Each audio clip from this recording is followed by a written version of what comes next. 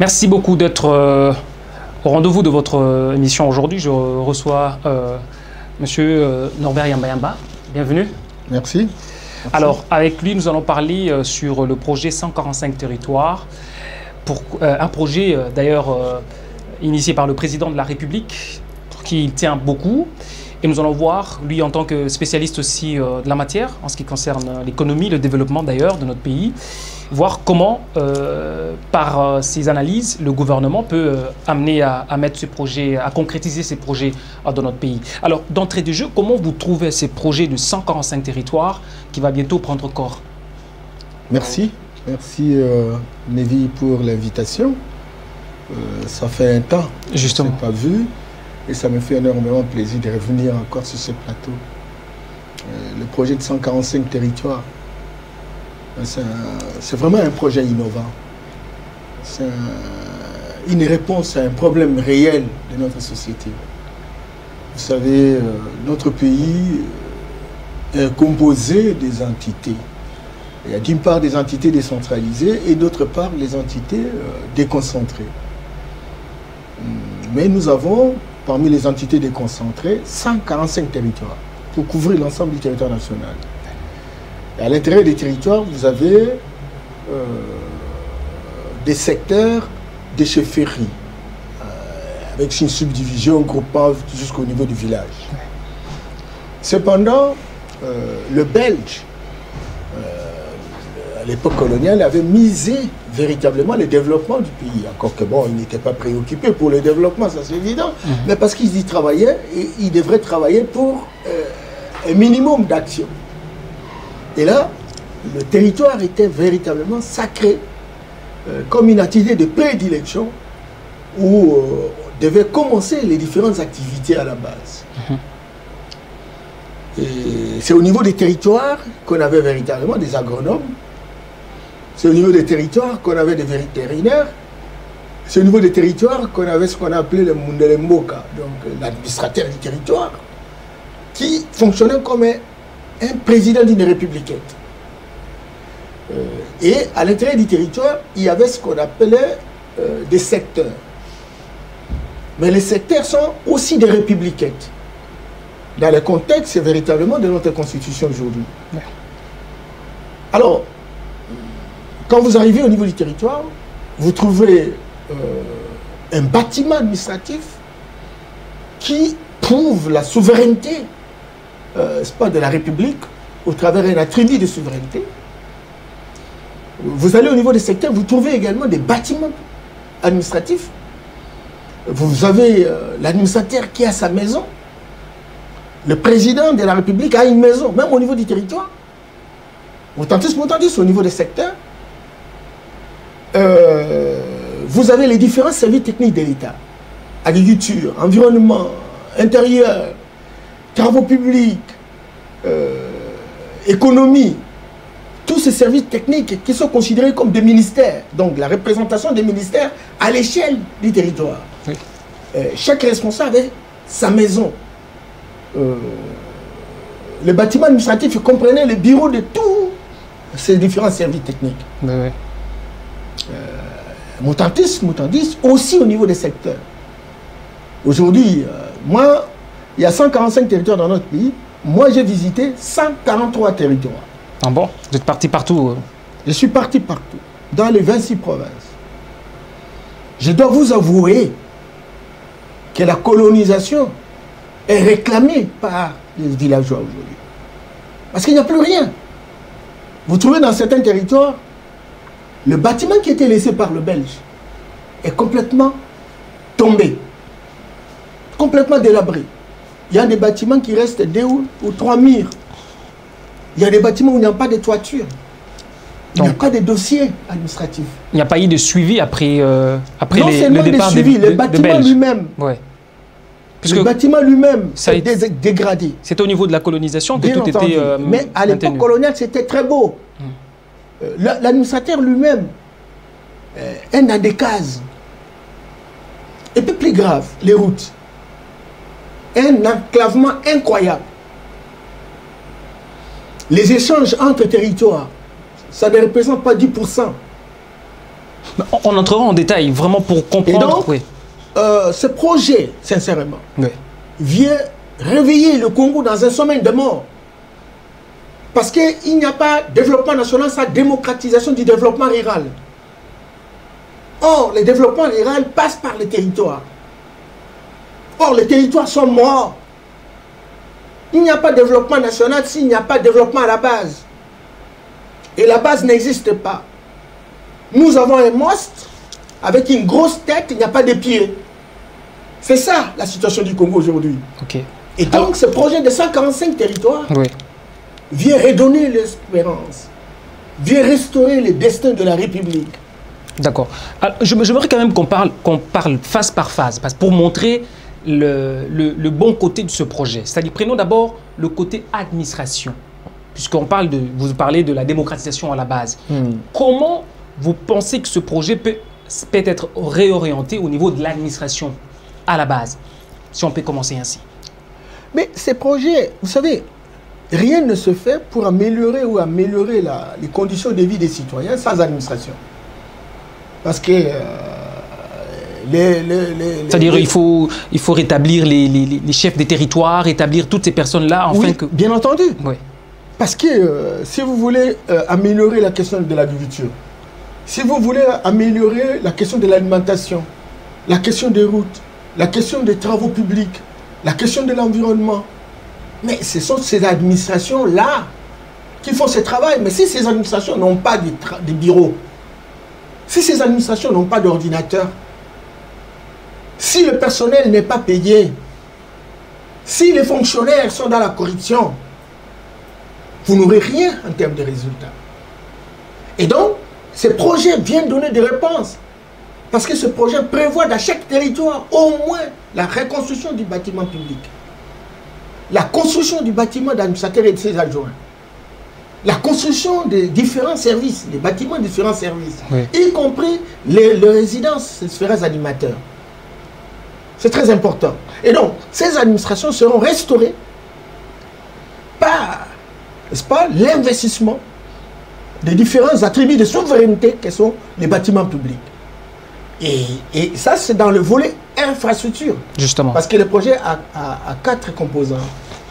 Et dans ce volet infrastructure, premier volet, c'est la question, n'est-ce pas, des bâtiments administratifs. L'autorité de l'État est ressentie lorsqu'on regarde le bâtiment. C'est un attribut du pouvoir. Justement. Aujourd'hui, ça n'existe plus.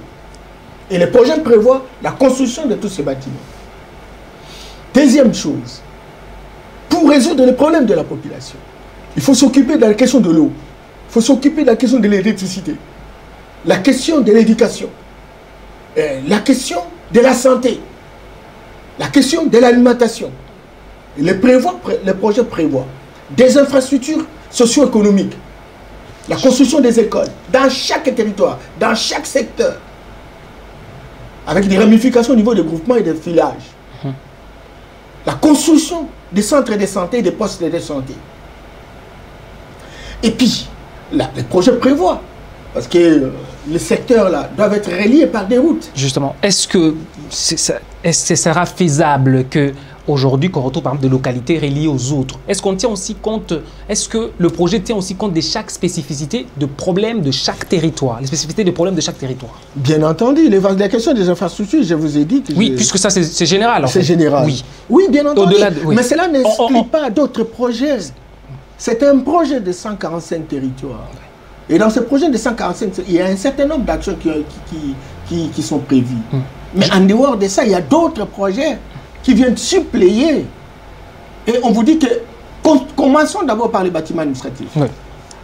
On vous dit que commençons par la construction de nos écoles. Commençons par la construction des centres de santé, des postes de santé. Commençons par doter nos hôpitaux de médicaments, de matériels modernes, etc. Dotons les différents services de l'État, n'est-ce pas, des mobiliers, de bureaux, de matériel du bureau.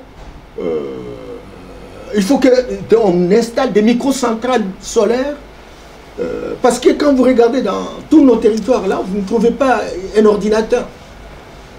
Alors maintenant, avec ce projet, il est prévu une microcentrale solaire avec des panneaux solaires. Ça, c'est pour répondre aux besoins d'électricité. De l'électricité. Regardez les... C'est-à-dire que vous pensez qu'il y aura, comme vous venez de le dire tout à l'heure, l'administration, mais au-delà de ça, le projet prévoit aussi d'électrifier nos territoires. Bien entendu. Électrifier nos territoires, toute proportion réservée.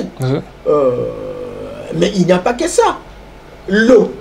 Actuellement, dans les territoires, l'eau potable, en termes de dessert, ça n'existait pas. Les quelques rares, oui. Ce sont des aménagements des sources. Pour quelle proportion, pour autant de quel nombre d'habitants? Et les projets prévoient, avec des sites bien déterminés, etc., dans les différents secteurs. Parce qu'on compte même le nombre de kilomètres entre les deux secteurs, entre les deux villages, pour installer une source d'eau. Le projet prévoit également des forages, des bords de fontaines. Le projet prévoit des sources aménagées.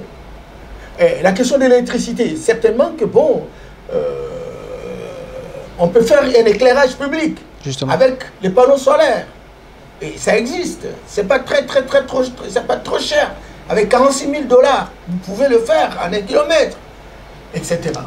Mais le projet prévoit également un système de cantonnage manuel. C'est-à-dire C'est-à-dire, en fait, les routes doivent être reliées, mais on choisit 10 km par... On cherche un cantonnier qui doit faire ce travail d'entretien chaque mois. Et il est payé comme tel. Et le projet prévoit également qu'on puisse avoir des structures qui soutiennent l'agriculture, parce qu'en fait, les paysans vivent de leur agriculture. Et là, il faut des magasins, des intrants agricoles. J'allais d'ailleurs venir sur le... Les intrants agricoles, ce sont des machettes, des bêches, des houes, etc. On en trouve difficilement en milieu rural aujourd'hui. Il faut des magasins sémenciers. Tous nos centres de recherche ne sont pas opérationnels aujourd'hui. Les techniques culturelles ne sont plus enseignées. Les semences améliorées ne sont plus de mise. Et les projets prévoient de restaurer pratiquement tous ces centres de recherche agricole et puis vont disponibiliser des semences. Certainement qu'au niveau local, on peut même importer certaines d'entre elles pour disponibiliser auprès des paysans. Les projets prévoient également, quand les paysans produisent, doivent se mettre en coopérative. Soit coopérative de production, lorsqu'il s'agit de produire à grandes étendues. Le projet prévoit également des coopératives de commercialisation. Le projet prévoit également des coopératives d'épargne et de crédit dans le sens de pouvoir faciliter avec l'affluence, le renflouement des caisses des paysans. On peut avoir des excédents de commercialisation qu'on peut épargner. Et cette épargne va permettre les crédits aux paysans. Et donc il y a interaction dynamique entre la coopérative et la vie de paysans. Et cela devrait être renforcé par un autre projet important que le chef de l'État a toujours pris en considération, le fonds de garantie, pour créer une pépinière de millionnaires. Parce qu'au niveau du village, on a besoin d'avoir des engros industriels. Des personnes qui sont capables véritablement d'industrialiser notre agriculture. Et vous trouvez dans chaque territoire au moins un institut supérieur d'études agronomiques ou un institut supérieur d'études de développement rural. Et tous ces jeunes gens-là sont en train de se promener avec l'air phare de chemise pour chercher du travail. Justement. Ils auraient pu avoir des espaces où ils deviennent véritablement des éléments catalyseurs, des éléments dynamisants, où ils peuvent entraîner les autres, même créer des industries d'exploitation agricole, non seulement de production, mais de transformation. J'ai vu, moi j'ai été à Ibadan, au Nigeria, où on cultivait le boutu de manioc de 35 kilos. J'ai vu des pommes de terre de 20 kilos au Rwanda, à Boutaré. Mais quand il y a une bonne recherche, etc., il suffit simplement de faire un an, vous avez quand même un résultat. Et le projet prévoit ça. Je pense que le projet tient aussi compte de ce que je venais de dire tout à l'heure. Par exemple, vous avez énuméré au niveau de l'agriculture. Et le plus grand problème, c'est que je ne pense pas qu'aujourd'hui, les agriculteurs ne font pas leur travail. Ils font leur travail, mais acheminer cela vers les villes de consommation, c'est là où il y a un problème. Et c'est pourquoi je te disais que c'est un projet animé. C'est un projet animé, ce n'est pas des recettes seulement. On identifie les centres. Ce n'est pas des commercialisations plus rémunérateurs.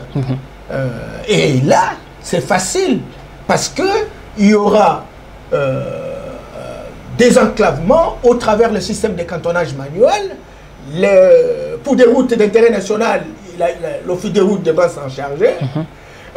Pour des routes de dessert agricole, c'est très clair. Nous avons dit on peut le faire avec le système de cantonnage manuel. Et donc, ce désenclavement va permettre les échanges entre n'est-ce pas, les territoires, etc. Et même ceux qui sont en ville viendront se ressourcer.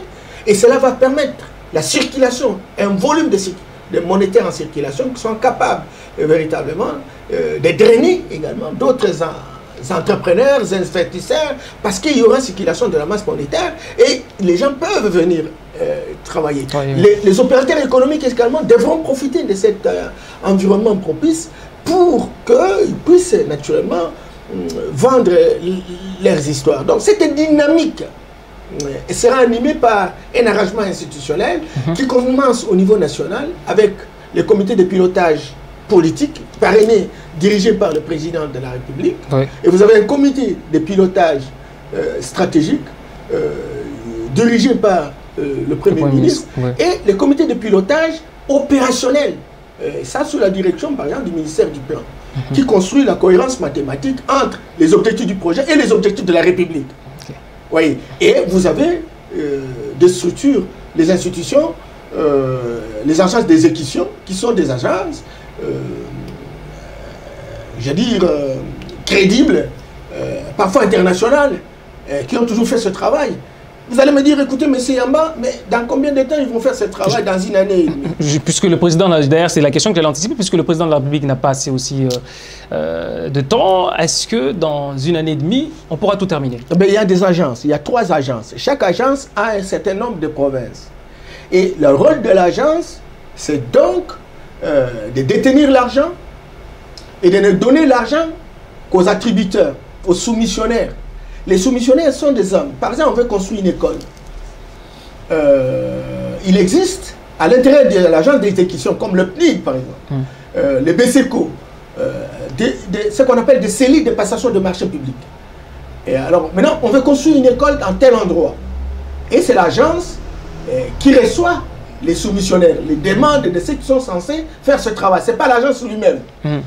Et donc, alors peut-être les catholiques dans tel ou tel milieu, parce qu'il faut que cet argent puisse servir également au niveau local. Et alors, si nous avons une ONG qui sont capables, et ils soumettent en donnant leur capacité, leur expérience par rapport à la question. Justement. Et donc, en ayant tel délai, on dit même le délai. Sélectionner les meilleurs les meilleures entreprises, les meilleurs... En respectant le délai. À ce moment-là, si vous avez 145 territoires, et comme nous avons une agence d'exécution, il y a une cellule de passation de marché, et donc on s'est déterminé, sur base d'un chronogramme rigoriste, en dire que par exemple la question des écoles, voilà autant d'écoles qui seront construites pendant autant de mois, mais nous avons besoin de soumissionnaires. À ce moment-là, les soumissionnaires, dans leurs termes de référence, dans leurs dossiers techniques, vont nous dire que voilà, pour 4 écoles, voilà, en ayant tel délai, je suis capable de vous livrer les écoles. Est-ce que pour ne pas bénéficier les marchés, ils peuvent dire oui, nous sommes capables. Mais vous, en tant que spécialiste... On ne libère pas l'argent comme ça. Mais vous, en tant que spécialiste, est-ce que vous voyez que c'est faisable? Mais c'est faisable. C'est faisable. Toute ma vie, j'ai passé plus de 25 ans autour de ça, non, papa? Autour de ça. Et donc, c'est faisable. Je dis ceci. On dit c'est 145 territoires. Justement. Mais écoutez, nous avons dans ces territoires des hommes et des femmes, des institutions, des organismes qui sont opérationnels, qui ont des capacités, y compris les opérateurs économiques, qui font un travail, qui sont capables de vous construire des écoles, qui sont capables de vous construire des bâtiments administratifs. Et on s'est dit, vous là, nous voulons un attributaire, un soumissionnaire, qui soit capable de nous construire un bâtiment administratif dans 3 mois. Voilà. À ce moment-là, on dépose les demandes. Et on analyse la faisabilité. Et on dit que telle personne, même le temps de 3 mois, quelqu'un peut vous dire, dans 2 mois, je termine. Alors, moyennant tel coût. Et à ce moment-là, on dit, bon, on les choisit. Mais il y a une équipe de suivi et évaluation. Justement. Parce que vous avez proposé un calendrier. Vous voulez réaliser la chose, je vais faire 3 mois. Premier mois, vous faites quoi? Deuxième mois, vous faites quoi? Troisième, vous faites quoi pour nous livrer la maison? À ce moment-là, on passe les premiers mois. A-t-il réalisé ce qu'il avait prévu? Si vous avez réalisé un certain argent et qu'il en reste quelque chose, on ne peut pas vous donner l'argent de deuxième mois, deuxième activité, si vous n'avez pas encore terminé la première activité. Okay. C'est comme ça que les choses se passent. Et cela est possible dans les 145 territoires. C'est vrai qu'en dehors le délai et l'intensité, le volume d'activité, ça peut poser problème, mais en tout cas, on peut, dans les délais, faire ne serait-ce que 70%. Et je vous dis que ce projet, tel que je l'ai lu, je l'ai analysé, si on réalise ne serait-ce que 25% de ce que cela représente en termes de prévision, je vous dis, on aura fait un bon bondissement. Donc, ça va, tant soit peu, résoudre beaucoup de difficultés que nous avons, par exemple, sur l'immigration. On devra restaurer l'État. L'État congolais va renaître. L'État n'existe plus. Vous ne pouvez pas imaginer, il n'y a pas d'assainissement dans nos territoires. Il n'y a pas d'eau potable. Il n'y a pas d'électricité. Un problème. On utilise les générateurs pour les groupes électrogènes, pour la pollution de l'atmosphère, en produisant des gaz à effet de serre. C'est pas normal. Et donc, on a besoin, naturellement, qu'on puisse tenter cette expérience. Les gens sont devenus trop sceptiques. Mais j'ai dit qu'il faut être positif dans certaines choses. Et moi, je crois, sincèrement, que ce projet a le lendemain meilleur. Encore qu'on commence déjà maintenant. Parce que, oui, effectivement, bon, il y a une répartition de rôles. Oui, il y a pas... on avait promis au mois de mars, mais jusqu'à présent, on attend. Non. On a commencé. On a mis en place le comité de pilotage, que ce soit politique, stratégique, opérationnel. On a recruté les agences qui doivent faire ce travail. Donc nous sommes encore... On est en train de mettre en place un compte désigné. J'avais suivi une fois le ministre des Finances dire qu'il y a un montant déjà disponible. Parce que le projet va coûter 1 milliard 600 millions de dollars. Et donc, le gouvernement de la République, avec des fonds propres, commence le travail, mais il va également appeler la solidarité des partenaires techniques et financiers. Là aussi, le gouvernement devra tenir. Parce que combien de partenaires qui interviennent dans notre pays, on intervient en vrac. Alors maintenant, comme on a ciblé les territoires, si vous voulez intervenir au Congo, il faut qu'il y ait un canevas. Bon, le gouvernement va les orienter. Alors, mettez-vous dans les paniers. Vous apportez combien? Et vous allez vous occuper de quel espace géographique? Et ça devient intéressant. Parce qu'y compris les partenaires techniques qui seront là et qui devront surveiller leur argent. Il y a des gens qui disent, mais écoute, on va voler. Ah non! Ici, c'est un projet. Puisqu'on connaît le projet, comment ça commence, on connaît comment les projets, on en a vu d'autres là. C'est comme ça qu'on a voulu prendre à témoin, des partenaires internationaux. Et ce sont des partenaires internationaux qui sont là, qui travailleront en collaboration avec le gouvernement de la République. Et le gouvernement a montré son leadership en mettant dans un panier de l'argent pour qu'on commence le travail. Voilà. Alors. Et le gouvernement devra également montrer son leadership en demandant aux partenaires de ne pas éparpiller les efforts et de mettre de l'argent dans un compte désigné pour qu'ensemble, dans une synergie gagnante, nous puissions véritablement faire le travail. Et je voulais aussi, d'ailleurs, c'est une question qui m'est venue, est-ce que ce projet tient à cœur le volet agricole? Oh là là, mais c'est l'agriculture la base, des basiques. Et je vous ai dit que dans cette agriculture, on identifie les agriculteurs, on les recherche. Ça va, on va leur donner le moyen? Oui, bon, ça y est, sur Internet, le projet est là, cher Nevi, l'agriculture, mais d'abord les routes de dessert agricole, les bretelles. Quand déjà on arrange les routes, il y a motivation des agriculteurs de pouvoir travailler. Parce que moi, je fais parfois, dans un territoire, vous faites 100 km, 200 km, mais vous n'arrivez même pas à trouver une chikwang à coup de route. Les gens ne peuvent plus, parce qu'aucun véhicule ne passe. Et comme le véhicule ne passe pas plus, on n'a pas d'acheteur. Et même quelques rares, vous trouvez une chikwang, ça coûte combien? Si vous n'avez pas ici 100 francs, mais à l'intérieur, là, même 10 francs existent. Ça... Alors là, pour un champ, par exemple, d'1 hectare ou 2 hectares, si vous devez vendre une chikwang à 10 francs, vous avez combien? Tout au plus, si vous avez 200 francs. Mais quand est-ce qu'une femme peut acheter une pièce de 15 dollars? Voilà, donc c'est justement ça.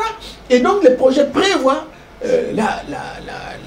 l'entretien des routes, de dessert agricole, Le projet prévoit la formation des agriculteurs dans les différents centres, la responsabilisation des ONG qui travaillent dans ce secteur, y compris les confessions religieuses, la mise en place des magasins sémenciers où on peut véritablement s'approvisionner en semences, la mise en place des magasins des intrants agricoles où on peut trouver les matériels agricoles, etc. Vous voyez. Et puis, il y a les crédits agricoles.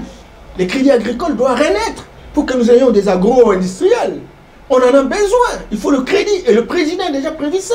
Donc, encore que tout soit mis en route pour que, à la fois, les fonds de garantie soient disponibles pour créer naturellement les millionnaires qu'on va drainer dans ces différents milliers pour qu'ils créent ce qu'on appelle l'influence en termes d'activité économique, etc. Et donc, tout cela faisant combien va véritablement bouger et on aurait beaucoup de centres extra-coutumiers qui vont fonctionner comme des agglomérations modernes. Justement, je vous sens déjà... Alors, je me vraiment, parce qu'on court derrière le temps, spécifiquement, si je dois comprendre et si nos téléspectateurs doivent comprendre, est-ce que vous pensez que ce projet va tant soit peu diminuer le chômage, diminuer, comment dirais-je, la famine que nous constatons aujourd'hui, les prix, l'inflation et ainsi de suite sur les prix de denrées alimentaires? Vous pensez que ces projets seront bénéfiques pour la population?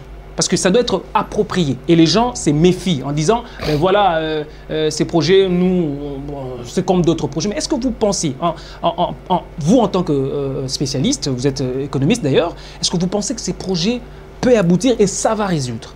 Oui, mais pourquoi parce qu'on insiste là-dessus. Pourquoi on doit être aussi sceptique comme ça, ce pays? Pourquoi on ne peut pas avancer? Parce que tout le monde est devenu très faible, tout le monde n'a plus d'ambition, on n'a plus des audacieux, etc. Il y a beaucoup de pays qui sont aujourd'hui ce qu'ils sont à cause de l'utopie. Et les gens considèrent ici comme une rêverie romantique en lançant un tel projet. Ah non, mon ami! Aujourd'hui, je vous ai dit que les gens ne veulent plus cultiver. L'agronome qui se trouve au niveau des secteurs, d'abord, il n'est même pas payé. Il n'a même pas un numéro matricule. Et le projet prévoit naturellement le rajeunissement de l'administration. Mais ce sont des projets corollaires. Le gouvernement de la République a différents secteurs de la vie nationale qui interviennent dans ces différentes entités. Mais cette intervention ne va pas s'arrêter. Il y aura une intervention concomitante qui seront des activités connexes du projet. Vous voyez? Et donc, si à un moment donné, il y a disponibilité de semences, si on peut cultiver, par exemple, une bouture de manioc de 15 kilos, dis-moi, vous faites un arbre, vous avez combien de kilos? Si vous vendez, vous avez de l'argent. Vous avez la possibilité d'acheter un gibier. Encore que dans ces projets-là, il y a l'encadrement de paysans, des éleveurs, de maraîchers, autour d'un élevage. Au lieu, par exemple, de continuer à exterminer les gibiers pour construire le respect de la diversité biologique, on peut élever des porcs, on peut élever des chèvres, on peut élever, des moutons, on peut élever des lapins, on peut. Et c'est le projet prévoit ça. Parce qu'il faut recrutement, par exemple, des agronomes, des zootechniciens, des phytotechniciens, etc. Et qui deviennent des éléments de l'administration. Et le ministère de la fonction publique pourra, dans le cadre de rajeunissement de l'administration, etc., recruter tous ces jeunes gens qui interviennent dans des instituts supérieurs d'études agronomiques, dans des facultés agronomiques, etc., dans des ISDR, même dans les facultés de sciences politiques. Justement. Pour qu'ils puissent véritablement travailler. Et on construit dynamique, il y a influence de la production, les centres extra-coutumiers deviennent des agglomérations avec intensité d'activité économique. Et donc il y a circulation de la monnaie. Tous ces investisseurs, on trouve un terrain fertile parce qu'il y a des acheteurs, ils peuvent venir s'installer. Avec le ministère du commerce international, extérieur, avec le ministère de l'économie, etc. Donc, chacun faisant justement sa partition, on peut drainer les investisseurs à travers le monde pour venir s'installer dans ces milieux-là qui trouvent une mouvance économique qui permet véritablement à la société d'avancer. Ça, c'est pas de l'utopie, ça, c'est pas de la rêverie romantique, mais c'est plutôt des réalités. Encore qu'il faut assumer ces idées-là. Et il ne faut pas être sceptique. Bon, on espère, parce que ce n'est qu'un projet, on espère que ça, cette fois-ci, ce sera la bonne. Mais c'est un projet bien fignolé, c'est pourquoi je vous explique. Moi, je n'ai pas été, pas à la base de ce projet. Si vous l'avez lu, vous avez compris que c'était très important pour Très important, mais c'est comme ça que nous faisons la vulgarisation, ouais, parce qu'il ne faudrait pas que les gens aient le doute par rapport à ça. Justement. Considérer comme s'il y avait le projet Bokangalo. Ah non, non. Ah, ouais. Ah non, ce projet Bokangalo a anéanti les agriculteurs. Simplement parce qu'on a voulu travailler à la place des agriculteurs. Ok. Oui, cette fois-ci, ça met en place oui, voilà. Aujourd'hui, c'est la rénovation, la relève des agriculteurs qui s'installent comme des éléments dynamisants dans leur milieu et qui produisent et qui ont un marché pour vendre et qui ont la capacité de s'approvisionner et qui créent une coopérative et qui construisent une puissance économique paysanne. Vous voyez, parce que quand on a une coopérative de commercialisation, on ne va pas laisser n'importe quel voleur venir s'installer là-bas pour piller ou rançonner les paysans. Et ils deviendront une force. Et ils auront leurs syndicats, au travers leurs coopératives. Ils peuvent négocier même avec l'extérieur pour drainer leur propre matériel, compagnie, etc. Justement. Il faut avoir toutes ces ambitions-là. C'est pourquoi d'ailleurs j'ai fait appel à vous, parce que vous êtes un économiste aussi, vous savez bien analyser, pour qu'on puisse voir la pertinence en fait de ce projet par rapport aux Congolais qui sont un peu sceptiques, comme on vient de l'évoquer tout à l'heure. Mais je tiens aussi à rappeler que vous êtes candidat gouverneur. Oui, je suis candidat gouverneur. De la province du Sankourou. Oui. Et moi, je pense qu'aujourd'hui, plus que jamais, il faut rendre opérationnelles les différentes réformes que la République a produites. Oui. Vous savez que dans la gestion de notre société, il y a 3 niveaux de gouvernance. Il y a la gouvernance au niveau national, au niveau provincial et au niveau local. Le niveau local, c'est les villes, les communes, les secteurs et les chefferies. Chaque niveau a au moins une personnalité juridique qui permet à l'entité d'affirmer son autonomie de gestion technique, matérielle et financière, et de poser des actes de sa volonté. Alors maintenant, ce qu'on assiste, c'est que le gouvernement central a tendance à poser des actes à différents niveaux d'atterrissage. Or, ces actes devraient être en interaction dynamique avec les différents instances, chacune agissant, n'est-ce pas, selon les prérogatives qui nous sont dévolues. Aujourd'hui, tel n'est pas le cas. Et donc, au même moment que nous parlons de 145 territoires, au même moment qu'il faut rationaliser la décentralisation qui traîne encore parce qu'il n'y a pas de mesures d'application, etc. Et tout cela faisant combien il va bouger la République. Voilà. Et donc, c'est pourquoi je vous disais que 145 territoires n'empêchent pas à l'État, dans les différents secteurs de la vie, de fonctionner. Justement. Il faut que les gens fonctionnent. Et il ne faut pas donner l'impression que quand on fait 145 territoires, on aura fini. Ah non! Parce que ces 45 territoires ne comprennent pas les villes. Ok. Tu vois, les villes ne sont pas concernées. Les villes ne sont pas concernées, il n'y a que le territoire. Il n'y a que le territoire. Okay. Et donc, on a besoin véritablement que l'on puisse couvrir l'ensemble du territoire national au travers des différents secteurs de la vie nationale, en rendant opérationnelles les différentes réformes qui sont dans la Constitution, dans les lois et les textes réglementaires. Ça, on en a besoin. Il faut des hommes debout. Il faut des visionnaires. Il faut des managers. Il faut des hommes initiés. Des hommes audacieux qui savent véritablement aller de l'avant, pas entendre seulement le chef de l'État. Okay. Et donc, qui doit donner un contenu par rapport à ce qui doit être fait. Et ça, il y a encore faiblesse, mais ça s'est construit. Parce que justement, on se rend compte comme ce n'est que le chef de l'État qui doit faire en lieu et place de certaines personnes. Le chef de l'État a des grandes idées. Il dit, voilà comment notre peuple doit gagner. Et pour qu'il gagne, commençons par la base. Et alors maintenant, chaque ministre, dans le secteur qui est le sien, écoutez, s'active. Et au niveau provincial, parce que la province est un pouvoir, au même titre que le pouvoir central. Il avait 9 compétences avec 11 compétences partagées, concurrentes avec le gouvernement central. Et donc la province doit agir. C'est comme ça que vous voyez, cher Nevi, la tendance quand on dit le gouvernement du pays, de la République a un budget de 10 milliards de $. Mais il faut arrêter. Ça, c'est les compétences dévolues au gouvernement central. Parce qu'il y en a 36 compétences. Okay. Plus on va pas tous les noms. Oui. Concurrents. Le gouvernement provincial, par exemple, Kinshasa, a un budget de 500 millions.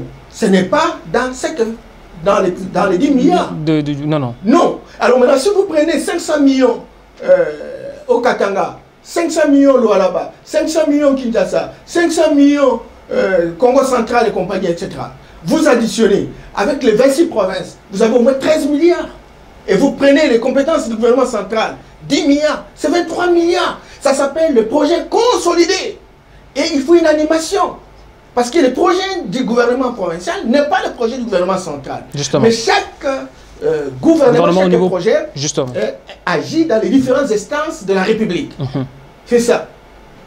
Alors, c'était d'ailleurs on voulait un peu plus parler de ce grand problème de ce projet 145 territoires. On espère que cette fois-ci, on pourra, nous tendons déjà vers la fin, hein, ce projet sera matérialisé. C'est pourquoi j'ai fait appel à vous. Oui. Alors, on tend déjà vers la fin de cette émission. J'espère que je peux vous revoir encore prochainement. Parce que d'ici là, je serai au Sankourou. Oui. Et donc, je suis encore là. Si vous avez quelque chose, m'appelez, on va réfléchir. Oui. C'est la République. Oui. Aujourd'hui, on ne va plus être des intellectuels des chambres. Il faut sortir pas de la catégorie des diplômés acculturés, des diplômés des compilations, des diplômés des récitations. Mais il faut devenir véritablement des élites éclairées. Justement. Sortir du frigo, tenir une torche, éclairer l'avenir de la société.